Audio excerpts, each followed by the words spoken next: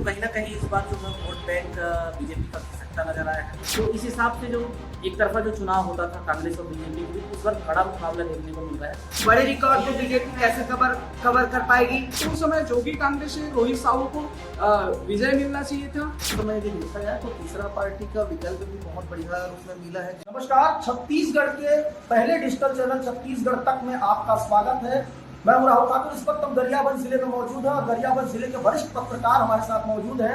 गरियाबंद जिले के दो विधानसभा राजीव और बिंद्रानवागढ़ विधानसभा में चुनावी माहौल को जानते हैं और आइए हम बात करते हैं। हमारे साथ 2 दशक से पत्रकारिता के क्षेत्र में काम कर रहे वरिष्ठ पत्रकार हमारे साथ मौजूद है, पुरुषोत्तम पात्र जी। उनसे जानेंगे इस बार बिंद्रानवागढ़ की अगर बात करें, क्या चुनावी माहौल नजर आ रहा है? इस बार जनता का मूड क्या है? देखिए, बिंद्रानवागढ़ के बारे में अगर मैं बता दूं आपको कि पिछले 13 चुनाव जो हुए हैं, जिसमें 13 बार चुनाव हुए, जिसमें से केवल 3 बार जो है कांग्रेस सीट हासिल कर पाई है। बाकी 10 बार जो है बीजेपी के प्रत्याशी के तैयार है। जबकि एमपी के समय में लगातार जो है कांग्रेस की गवर्नमेंट रही, उसके बावजूद जो सीट जो है बीजेपी से किसी ने कांग्रेस बीजेपी की खाते में सीट जा रहा है। इस बार चूँकि सरकार कांग्रेस का है और काफ़ी माहौल बदला हुआ है, कर्ज माफ़ी का जो ऐलान है, उसके अलावा पिछले 5 साल के जो भूपेश सरकार के कार्यकाल है, केवल वो एकदम जमीनी स्तर पर काम दिखे। इंफ्रास्ट्रक्चर जिस तरह से बीजेपी इंफ्रास्ट्रक्चर को फोकस करती थी, लेकिन ये हितग्राहीमूलक योजनाओं पर ज़्यादा फोकस किया कांग्रेस सरकार ने। तो कहीं ना कहीं इस बार जो है वोट बैंक बीजेपी का खिसकता नजर आ रहा है। इसके अलावा जो है बीजेपी में अंतर्कलह का भी माहौल देखा जा रहा है। जो सिटिंग एमएलए हैं उनका टिकट काट दिया गया था। इसके अलावा 2-3 और नए दावेदार हैं, लोगों के बीच नए चेहरे की मांग हो रही है। लेकिन इस बीच जो है कहीं ना कहीं जो 2013 में चुनाव लड़के आए बीजेपी के प्रत्याशी गोवर्धन मांझी जो है, उन्होंने भी अपने कार्यकाल में करोड़ों रुपये के काम विकास कार्य कराए। इंफ्रास्ट्रक्चर वहाँ पे उन्होंने डेवलप कराए, सड़क, पुल, पुलिया, भवन। तो इस बात को भी जनता देख रही है, जान रही है। और जो है बाहरी का मुद्दा भी छाया हुआ है, लोगों में बाहरी का चर्चा है, क्योंकि जिस प्रत्याशी को कथित तौर पे कहा जा रहा है बाहरी कहा जा रहा है।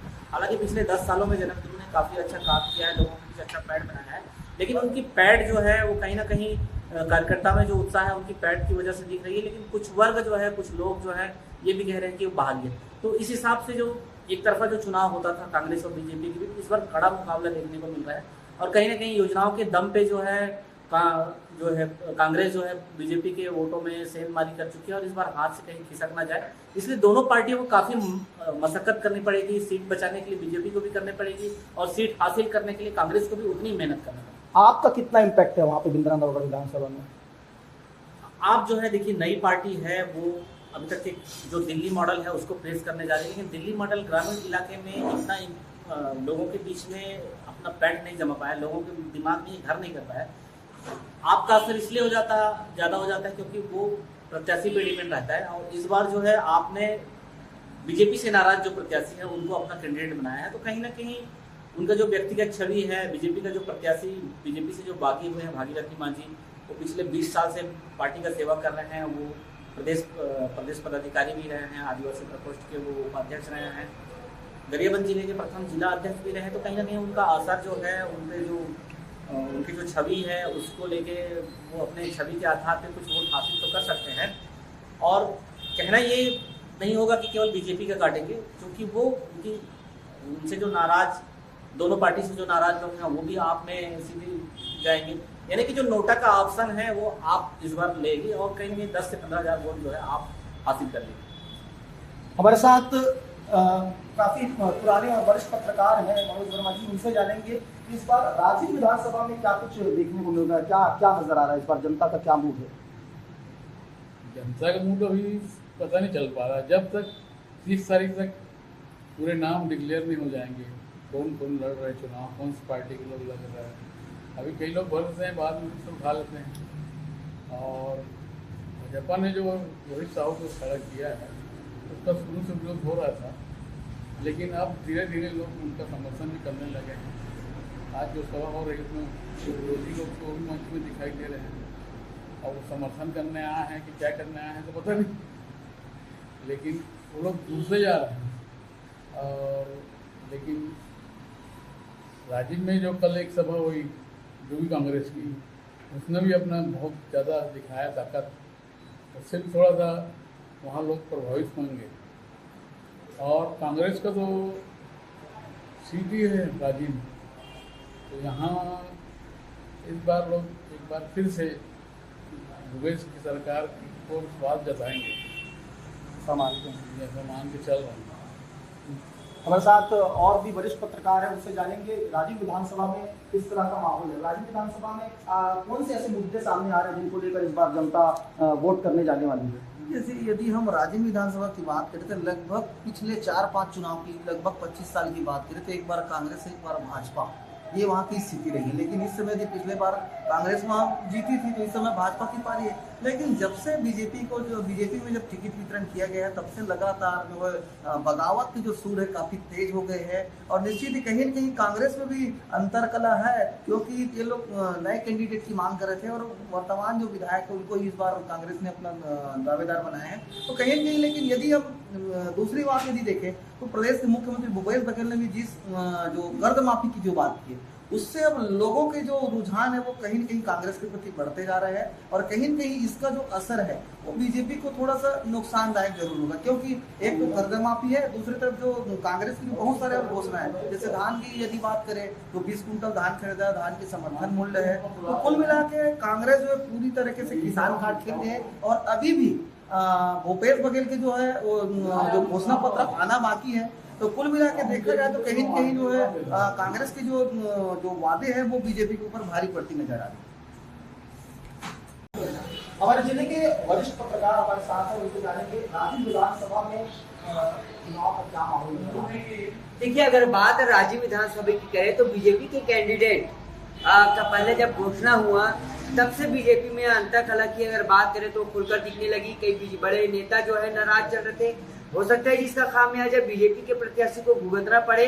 हालांकि उनको मनाने की भरसक कोशिश किया गया है, लेकिन बीजेपी के प्रत्याशी जहां घोषित हुए हैं तो बीजेपी अब 2 गुटों में बढ़ते नजर आई है। और इस बीजेपी से कैसे एकजुट करती है और कैसे सबको मना कर चलती है और विधानसभा को कैसे फतह करती है, ये तो आने वाला वक्त में पता चलेगा। लेकिन अब कांग्रेस ने जिस विधायक को मैदान में उतारा है, अमितेश शुक्ला को 58,000 वोटों से जीते हैं। अब इस बड़े रिकॉर्ड को बीजेपी कैसे कवर कर पाएगी इस अंतकलह के बीच, ये भी देखने वाली बात होगी। लेकिन दोनों प्रत्याशी तो मैदान में उतर चुके हैं।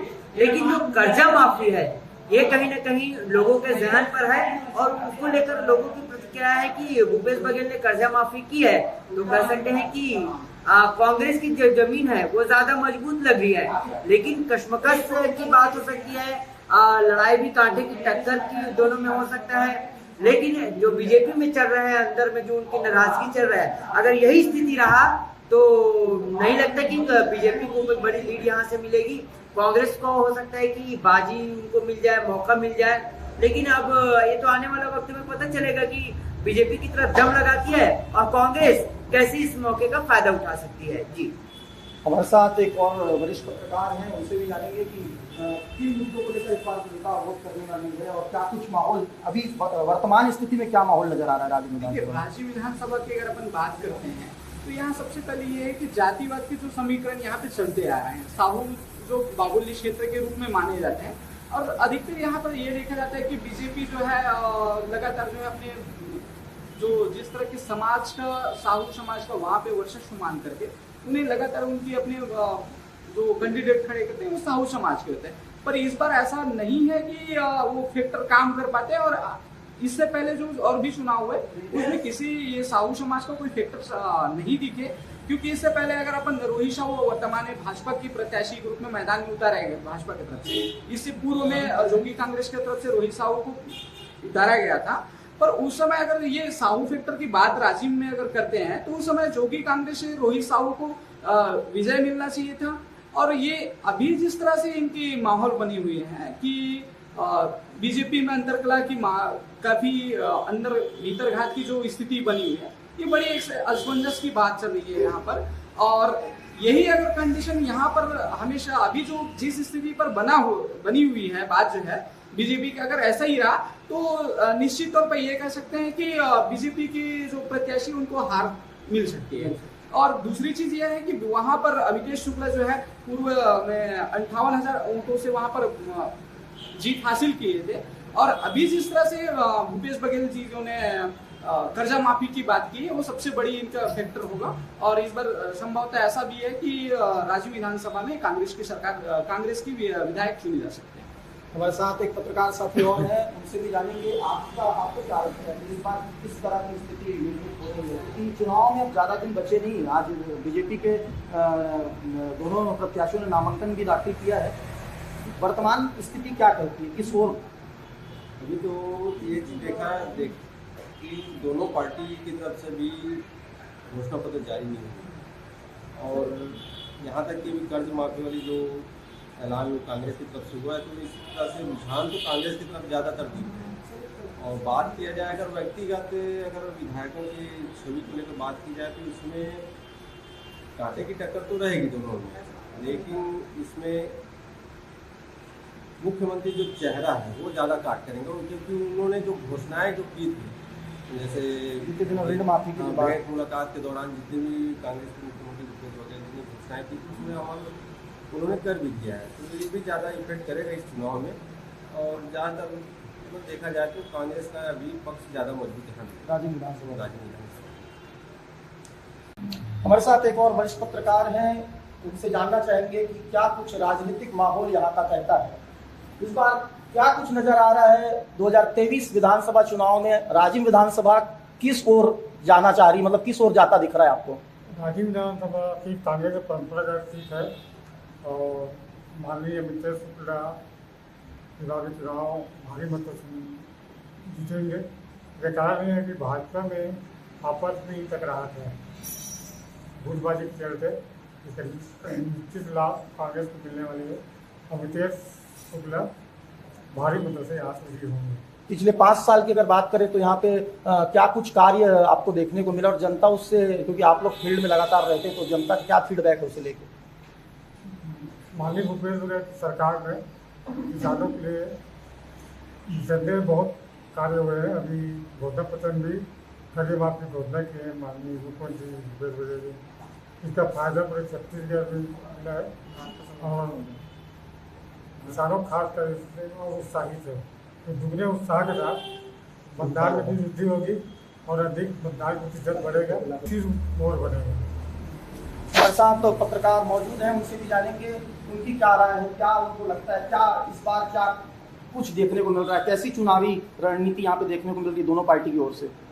दोनों पार्टी की बात करें तो अभी तो कांग्रेस का थोड़ा पलड़ा भारी है, क्योंकि भूपेश बघेल की जो कर्जा माफी की जो मांग, जो बात बोली गई है, उसको लेकर के आम मतदाताओं में थोड़े ज़्यादा रुझान है।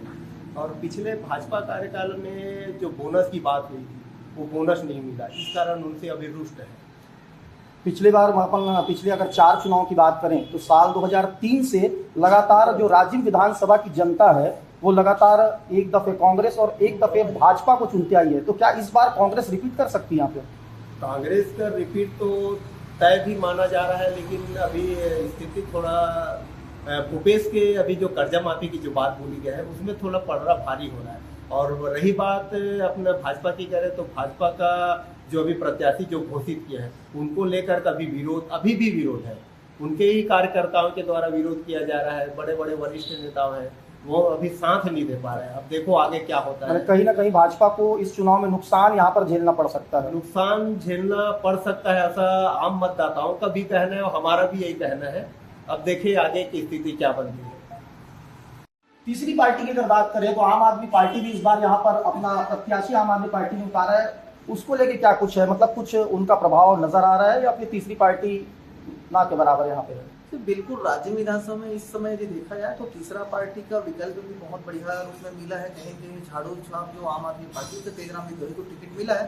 तेजराम भी लगातार राज्य विधानसभा में लगातार दौरा कर रहे हैं और कहीं न कहीं साहू जो जातिगत यदि समीकरण देखे तो साहूवाद ज्यादा है वहाँ, तो साहू कैंडिडेट को उतारा। कहीं न कहीं जो दोनों राष्ट्रीय पार्टी है कांग्रेस और भाजपा, उस पर थोड़ा सा इफेक्ट तो जरूर डालेगा, क्योंकि पहली बार चुनाव मैदान में है आम आदमी पार्टी, तो कहीं कहीं इसका इफेक्ट पड़ेगा। और एक तरीके से देखा जाए तो जिस तरीके से कई लोग जो भाजपा और कांग्रेस दोनों जो नाराज है वो कहीं कहीं आम आदमी पार्टी के दामन थाम रहे, इससे दोनों पार्टी की बिल्कुल बढ़ती नजर आ रही है। योगी जनता कांग्रेस अभी तक यहाँ पर प्रत्याशी, हालांकि उन्होंने घोषणा नहीं किया है, लेकिन उसको लेके क्या कुछ है? कल अमित जोगी का एक कार्यक्रम था, अच्छा खासा वहाँ पे हजारों की संख्या में लोग जुटे हुए थे, कुछ इम्पैक्ट पड़ पाएगा या क्या?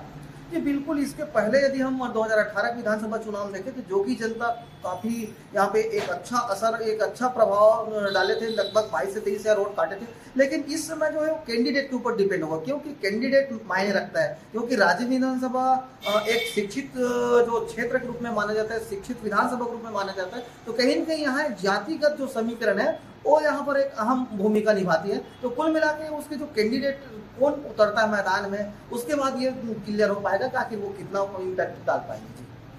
आपका कितना प्रभाव रहने वाला है? आम आदमी पार्टी यहाँ पर प्रत्याशी को मैदान में उतारा, आपको लगता है कुछ उसका इम्पैक्ट रहेगा? आम आदमी पार्टी का जो प्रत्याशी अभी उतारे गए हैं वो एक विशेष जाति में आता है और उसी जाति से संबंधित भाजपा से का भी प्रत्याशी है, तो भाजपा को भी प्रभाव पड़ेगा और आम आदमी दोनों प्रभाव पड़ेगा। इससे फायदा देखा जाए तो एक कांग्रेस पार्टी को फायदा होना चाहिए, क्योंकि एक ऐसा कहा भी जाता है जो आम आदमी पार्टी के वोटर होते हैं वो एक प्रकार के कांग्रेस के ही वोट बैंक रहते हैं, लगभग दोनों के वोट बैंक एक समान रहते हैं। वोट बैंक तो दोनों के एक समान है, लेकिन अगर जातिगत देखा जाए तो इसमें फायदा अपने को कांग्रेस का लग रहा है। कांग्रेस को इसको फायदा मिलेगा, जरूर मिलेगा, इससे कांग्रेस को ही फायदा है, क्योंकि भाजपा में भी वही प्रत्याशी है और आपके आप पार्टी में वही प्रत्याशी है, तो वोट तो बटेगा, दोनों में बटेगा, इससे फायदा आपको कांग्रेस, साहू वोट बटेगा, साहू वोट तो जरूर बटेगा। जोगी जनता कांग्रेस ने पिछली दफा यहाँ पे रिकॉर्ड मत पाए थे, 23,000 वोट जोगी जनता कांग्रेस के प्रत्याशी ने साल 2018 के विधानसभा में यहाँ पे अर्जित किया था। इस बार क्या लगता है, जोगी जनता कुछ कमाल कर पाएगी, कुछ यहाँ पे वोट कटिंग कर पाएगी? राजीव यादव में जोगी कांग्रेस को कोई औचित्य नहीं है।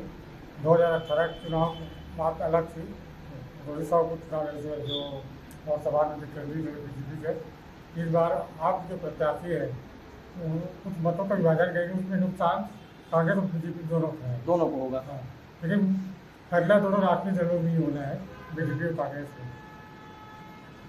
तो इस वक्त हमारे साथ थे जिले के दोनों विधानसभा के वरिष्ठ पत्रकार जो पिछले 2 दशकों से लगातार पत्रकारिता के क्षेत्र में यहाँ पे कार्य कर रहे हैं और राजनीति को काफी करीब से इन्होंने देखा है।